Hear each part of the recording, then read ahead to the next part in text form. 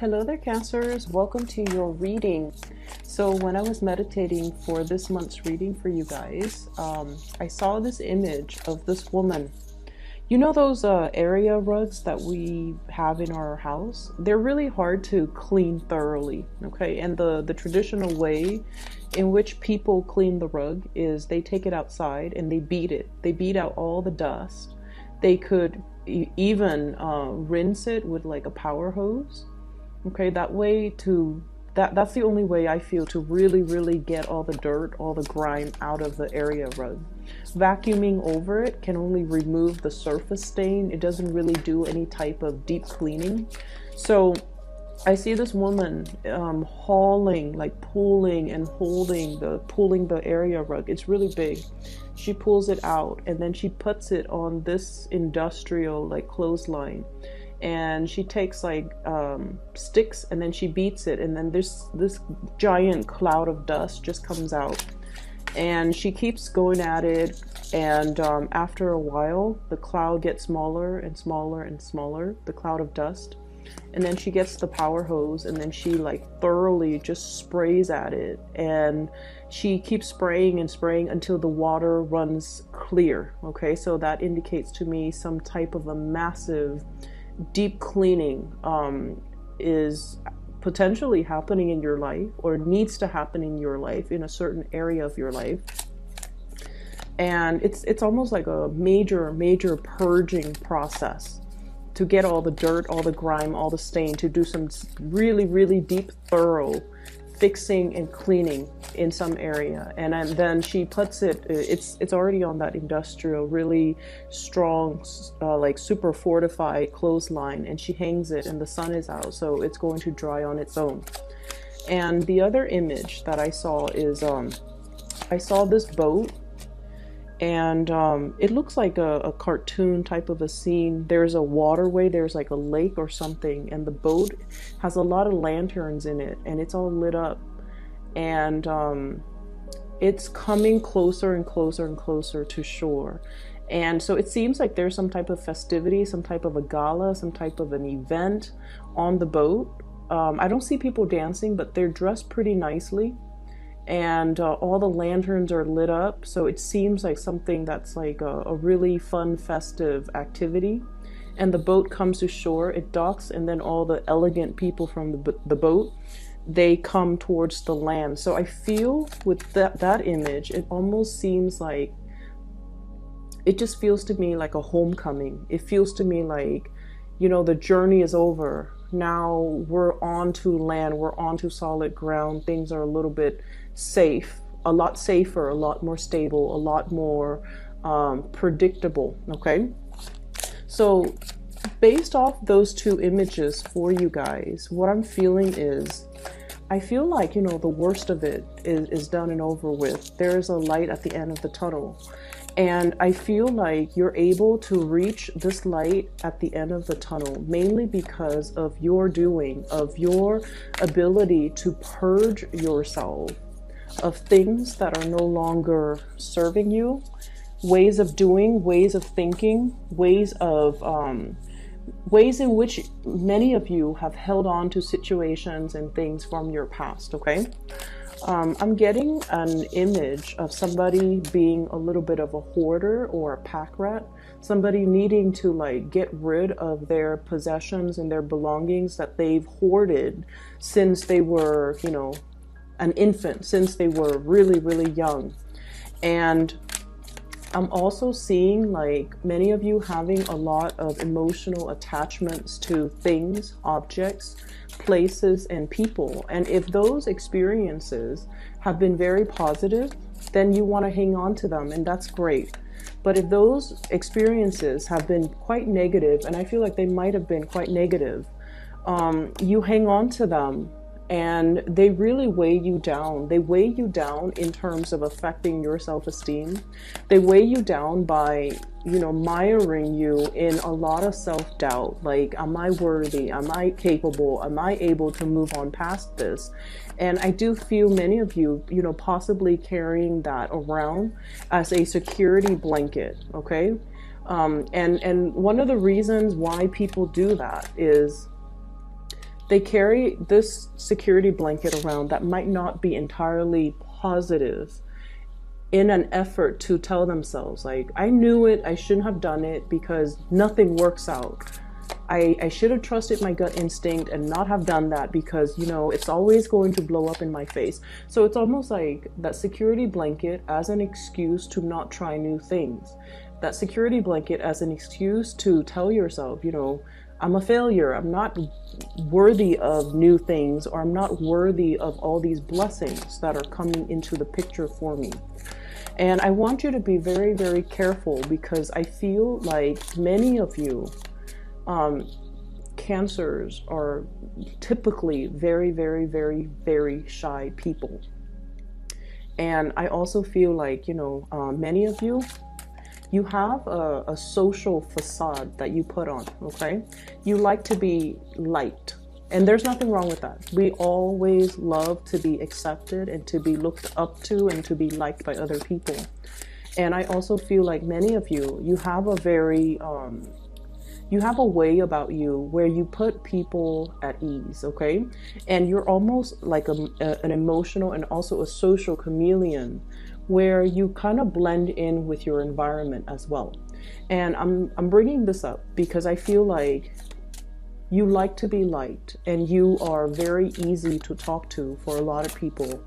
You're also very nice, very caring, very genuine, and you don't want to see anybody left out. So if you're in a social setting, for example, you want everyone to feel included.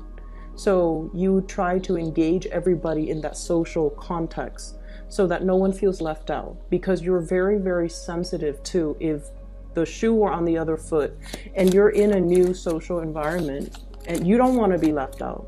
You would want to be included, and you would want people to be inclusive towards you. But I also feel like, you know, that really nice social facade, and I feel like many of you, you know, you have a really good heart, but I feel like it comes out in the more of the facade way, where you might bend over backwards and accommodate and do a lot of things for people, especially if they are not deserving of it, okay? And so this whole purging process, okay, I don't need to please anybody, okay? I'm a nice person. I don't need to go out of my way, bend over backwards to prove anything to anybody. I don't need to constantly, you know, look for other people to validate what I feel about myself. And I especially don't need that attention from other people in order for me to accept who I am. So I feel like this process of shedding the old skin, the old way of doing, seeing the light at the end of the tunnel, and seeing you for your authentic self without the self-doubt, without all of that negative self-talk from the past, the need to please, the need for validation, and the need to, you know, live up to a certain ideals and really, really high expectations that you set for yourself. And you're able to reach it, but every time you're a little bit closer and closer to reaching the apex, you kind of lose momentum, lose steam, lose self-confidence. Okay, this can be, you know, really liking somebody, really, really wanting to make an offer towards a person, like a crush, or somebody just you have really strong feelings for. And I feel like once, you know, you're like, I'm gonna do it, and you work yourself up to the point where you're just like, I'm gonna do it. You start approaching the person. And then as soon as you get close to the person, I see, like, you know, you get tongue-tied, you get nervous, you get really, really weak in the knees. And it has nothing to do with the other person's reaction towards you. It's just you talk yourself out of doing things that are actually really, really good for you, okay? So I see a purging process, I see a cleansing, and then I also see reaching that light at the tunnel where you're able to see your authentic self. So it's really, really beautiful. One of the things that I want you to be very careful about, and the 2 5s came out first, so I want to talk about them, okay? You have great cards, by the way, just let me put that out there.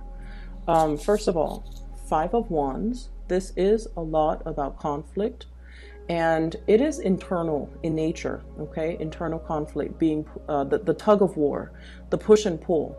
On the one hand, we want to hold back. We want to take care of ourselves. We want to preserve our attention, our energy, our time for ourselves, because many of you have big goals, big dreams that you want to materialize, okay? But you're also looking at it like that mountain in front of this man. It's so high. It's covered in trees. There are no clear paved roads. So it's almost like hitting a certain milestone in your life where you want to do big things, but these things, these ideals have never been trailblazed before. No one has done it before. You might not have the proper guidance. You might not have the map. You might not feel like you have the proper mentorship or the right preconditions to allow you to tackle such an to tackle such a great task. Okay, so there's no roadmap. Everything is just a little bit like daunting. Like, how do I get to the top of the mountain? I'm right here. There are no trails. It has never, it's like virgin land. It has never been explored. It has never been touched. And you're a little bit scratching your heads like, how do I do that? So I feel many of you have really, really big goals and big dreams and big aspirations. It's floating out there in the ethers. And I feel like the month of March is when things start to gel and start to culminate. And, you know, the path, one step at a time, will start to kind of clear up for you. Okay? So what I'm feeling is, you know, on the one hand, you want to preserve time, energy, resources in order to build on and to really give yourself permission even to explore this new virgin land, this new big dream that you have. And on the other hand, there are so many demands from so many people asking for your time, asking for your resources. And so I definitely feel this push and pull energy about you. Like, when do I hold back? When do I stop saying yes to other? When do I stop, you know, like leaking my energy towards other people and then feeling exhausted energetically, financially, even just in every way possible, doing and bending over backwards for a lot of people. And at the end of the day, you feel like, I don't even have anything left for myself. So that's what I'm sensing here. You're giving away a lot. You have been giving away a lot of your time, a lot of your resources, a lot of your energy that you don't have. And I feel like you need to really draw back, focus on these big dreams that you're trying to accomplish for yourself, so that you can keep this vision in the center of your mind and you don't lose sight of it. Many of you are afraid to say no to people because you feel like saying no to them might make them feel like you're either being stingy, you're either being unfair or selfish. God forbid. You don't want them to think that of you. But I feel like it gets to the point where we all need to draw back our energies and start to learn to take care of ourselves. And especially if we have big goals, big dreams, we need to really focus on that. We need to really focus on the research. We need to focus on that vision, how to achieve it. And we don't really have the time and the energy to waste on other things when we have these things clearly in alignment with us, okay? It's not about being selfish. It's about being smart. And I feel like many of you are struggling with this energy. How much do I give to myself? If I say no, if I pull back my energy, my generosity, my resources, will people think of me differently? Will they talk behind my back? Will they say I'm selfish or, you know, stingy or whatever it is? It doesn't really matter, but I know that it does affect you. So it's easier said than done, but I know that it does affect you. What people feel about you and think about you really deeply affect you on a very heartfelt level. And I would just say that you've been nothing but sweet, and generous and loving to other people. And I feel like it's time for you to turn your back on a few people, especially if they've been kind of milking it, and especially if they have been combative and not cooperative with you. Okay, so the 2 5s, I feel like somebody's energy comes in like this.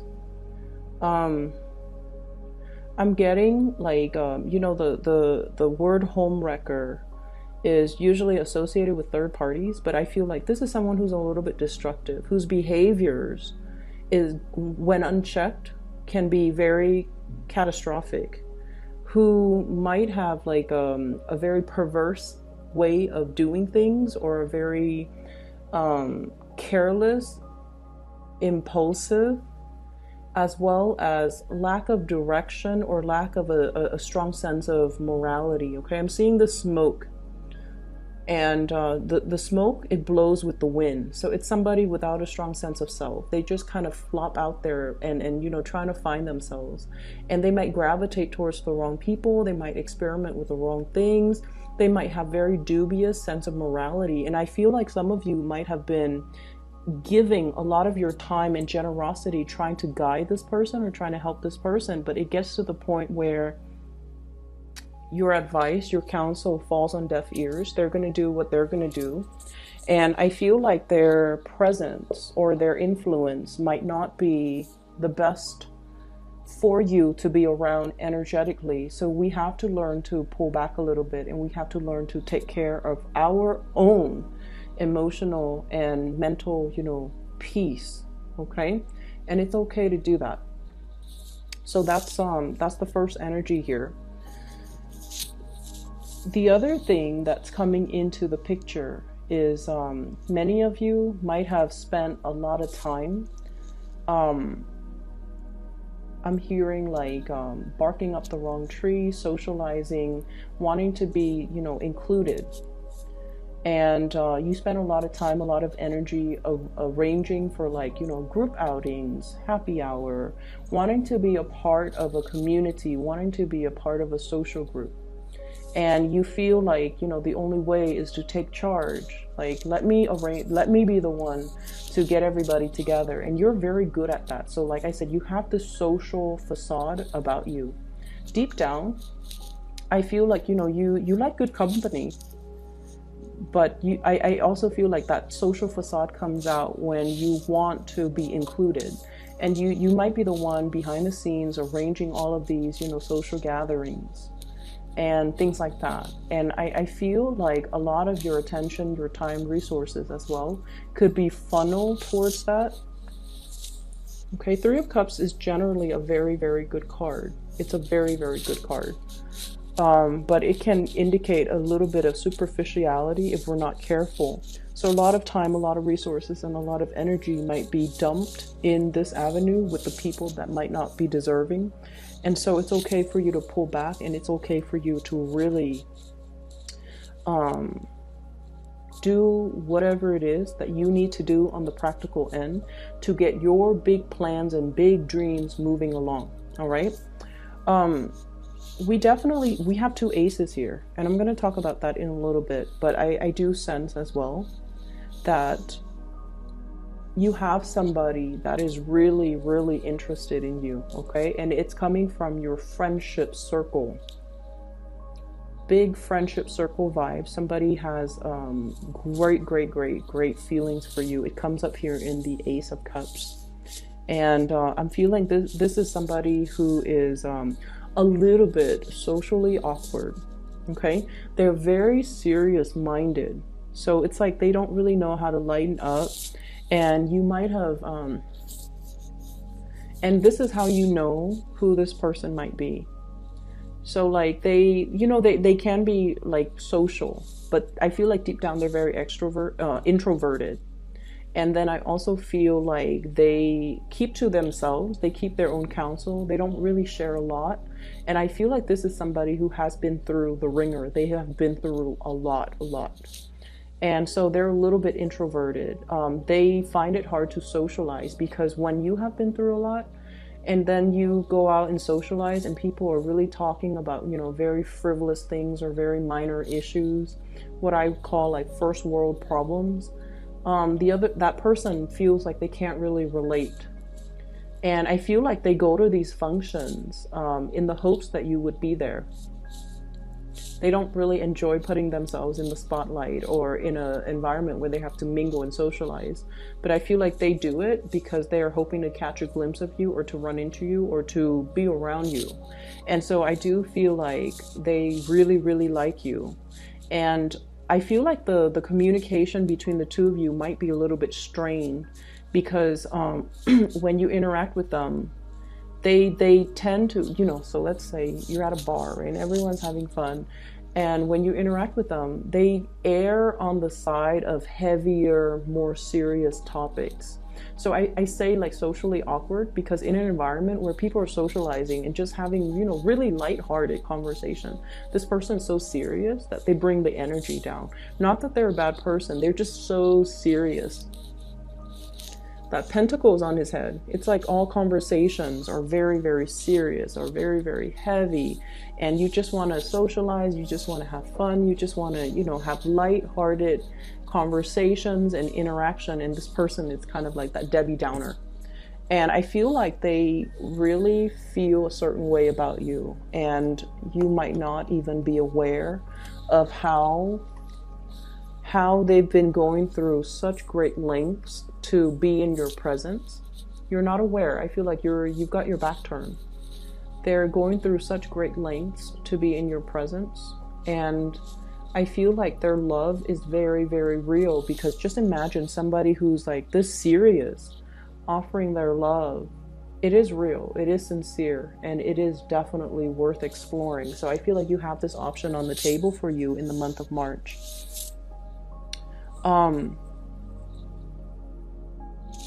I would say many of you are coming out of this tunnel of light, like out of the dark tunnel into the light. So you might have recently broken up and you're now single. You want to socialize, and there will be opportunities for massive amount of dating. Okay. And I feel like you might have a lot of options, but there's definitely somebody here catching your, somebody who is really captivated by you. They're definitely more serious. I would say probably a little bit older than you by like about 3 years, 5 years is what I'm sensing. I have 2 3s, 2 5s, 3 of Cups, 3 of Wands, 5 of Swords, 5 of Wands. So I feel like there's somebody who might be a little bit older than you by possibly 3 years or 5 years. And I feel like they feel like you're the one. They feel like you're the one. They feel like, you have that sensitivity about you where, like I said, they've been through a lot, but when they talk to you, they feel comfortable. They feel like you never judge them. And water signs in general never ever show judgment or judge others, or ever show disbelief, skepticism or disbelief when someone tells you a very serious traumatic story. I feel like you just take it in, and because of that, people feel really comfortable naturally sharing a lot of information with you. If you find this person opening up and sharing information with you, I feel like that's because they're looking to make this really, really big offer towards you. So I feel like this is if you're socializing, there will be a lot of options. There's also one person in particular that I feel is going to make this unexpected offer to you. And it's going to be, you're going to feel like, wow, I've really captured this person's imagination, or, whatever you've been waiting on. The boat is coming in. Okay, so the boats are in. 3 of Wands, waiting for the opportunity. When it comes to the big love or the great love, I feel like that offer is going to be in. You have quite a few people that are interested, and they're in the picture. And I also see you here reciprocating. Okay, so I feel like you're going to have some people that you've been eyeing that will be making an offer, and then I do feel the offer is going to be reciprocated.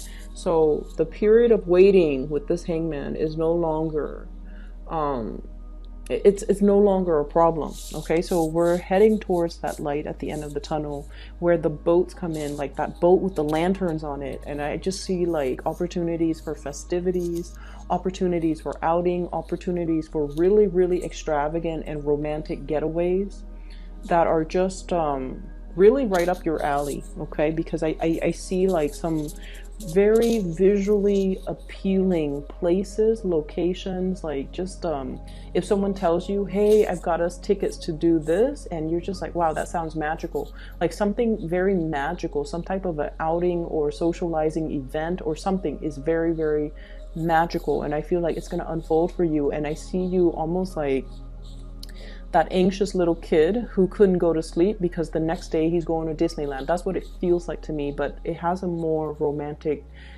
slant to it. Okay. Needless to say, we have as well Ace of Pentacles. This is a new job. This is a new enterprise, as well as a new income generating opportunity. It's going to be coming into the picture for you. I see many people escalating, going towards like promotions. Okay, like I'm seeing this step ladder, like going up a notch when it comes to your income generating potential.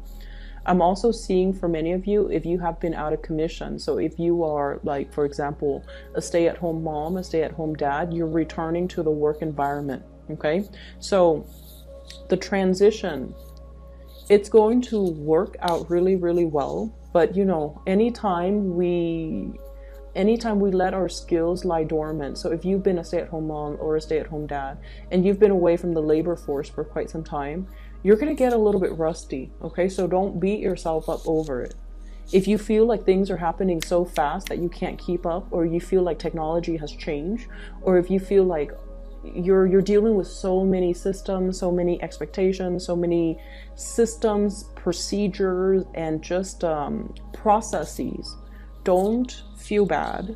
You're going to be okay. You just need to flex those muscles and kind of like break away from that rust, and then things will start to flow automatically, because you do have a very intuitive sense of knowing to do the right thing at the right time, like a divine sense of timing.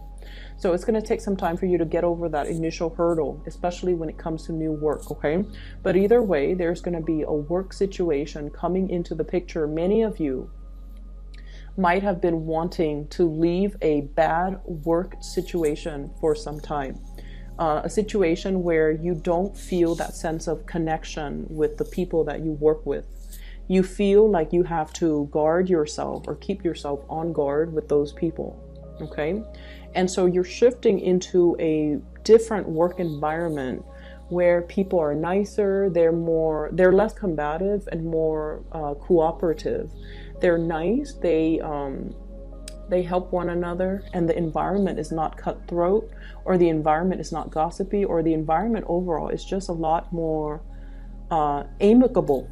Okay, I'm also seeing as well, for those of you who might have children and then you're like dealing with, you know, the baby's mother or the baby's father, there's going to be some type of a amicable. So if things have been really problematic, if there has been, you know, perceived like hostilities or jealousies and things like that regarding, you know, our exes, and then especially like if we have children with them, it's always very difficult to co-parent. Okay, it's very, very difficult. But I feel like there is going to be some type of a truce, some type of a resolution, some type of a peace agreement to make the situation a lot more amicable. So there's an ironing out or smoothing out of major relationships in your life in general that I'm seeing for this month. So both of these are very, very, very beautiful, okay? And they're pointing in different directions. And what I'm feeling is some of you might be thinking about blending the two, blending love with money-making activities. So like somebody you might be in a relationship with, you're like, you know what, I have this great business idea. Why don't we, you know, partner up? And then I'm also sensing as well, lots of attraction in a new work environment. If you're changing jobs, new work comes first, new money comes first, and then the new love is going to be as well coming into the picture. So you have some beautiful, beautiful, blessed energies that are coming into the month of March for you. It's actually divine timing, because we're shifting, or we have shifted in the time into the time of Pisces, which is a compatible sign. It's a fellow water sign, so the energy is very compatible for you guys, Cancers. So you have some good things that are going to be coming into the picture. I would say get the new work situation, let that sort itself out. If you're jumping into a new environment, keep your nose to the grindstone. Don't, go out too much and socialize with coworkers. You need to know, anytime we're in a new work environment, and we need to kind of know the pecking order, what I like to call the pecking order first, before we jump in and socialize. Because I feel like strategically, it's the smart thing to do, okay? So don't get too involved with the coworkers. Don't get, especially, office romances and get wrapped up in the office politics. But it is really smart for us to kind of get the lay of the land, know the pecking order, know who to come to for advice, know who to avoid. And we always have those people in the office environment that might be gossips too, so you don't want to reveal too much. You guys are very friendly, very sociable. You want to be liked, and you want to just jump in and just, make a splash and be very social. But I feel like there are things here that's really telling you, focus on this first, okay? Focus your energy on this. Keep yourself a little bit more closed off. Mainly because I feel like if you're out there trying to make offers, trying to make a splash, it might not be the best move just yet, okay? So get the lay of the land. Understand the who's where on that totem pole before you choose who to ally yourself with or align yourself with, okay? So I hope the reading is helpful, Cancers, and I wish you the best for this month of March 2019. For those who are still emailing me about private readings, believe it or not, I'm still getting these emails. If you're interested in booking a reading for yourself, I have somebody that I highly, highly recommend. Her name is Bridget. She is a psychic out of California. I've included a link to her scheduling website. You can find that below in the description box. If you'd like to book a reading for yourself, I highly recommend her, and she's amazing. And I've used her services. I've also, for like the past 2 years, and I've also recommended a lot of my friends and family members to use her, and they've been really, really satisfied with her reading. She's phenomenal, so I highly recommend her. So Cancers, I wish you the best, okay? I'm really happy to see this for you, and I hope that the second half of the month will bring you much more blessings as well. So take care of yourself.